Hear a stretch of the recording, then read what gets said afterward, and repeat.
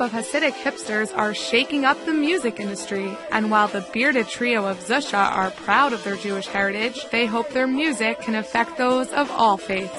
So what it is that we're all Jewish, we're so proud of it, and we're connected to our roots. We learn Torah, we do that, we follow the commandments, and we do all the customs and stuff to the best of our abilities.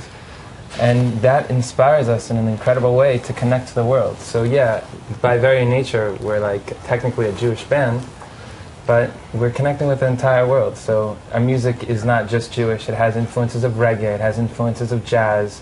I studied jazz for 7 years. It has influences of electronics with Zach and Alicia, all these sorts of Yiddish stuff. So it has all sorts of dimensions. So it's Jewish, but it's also worldly. Zusha's music consists mainly of wordless melodies typical of the Hasidic tradition and aimed at bringing people around the world closer to God.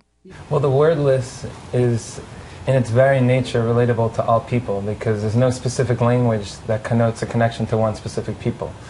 So by working with the wordless, it's a more universal sound, which is what our message is, which is what we're playing music for. We're playing music for unity, for connection, to bring all of our inspiration that we got from Judaism to the world in a more universal way. For example, in one song where we're singing Ein Shum Yesh Ba'olam Klal, there's no despair in the world, there's no loss of hope, never give up. So the melody that we'll sing wordlessly is inspired by that message, so we also feel inspired to say those words. But we do like to veer to the wordless because of its universalism.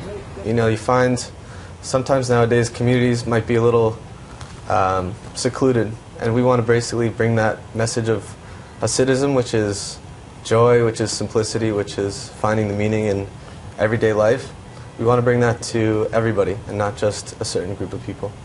Debuting at number 9 on Billboard's World Music Chart, the band knew they had a hit with their wordless tunes. Our vision from the get-go was this is so special to us. How can we share it with the world? It's not fair. No one should ever just be receiving and just getting from what they're doing. If they have something profound, they should share it with anyone they can.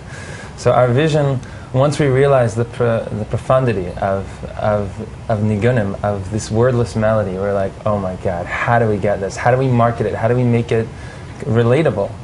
And so that was our mission from the get-go, and now it's just manifesting in that way. Go to fox411.com for more.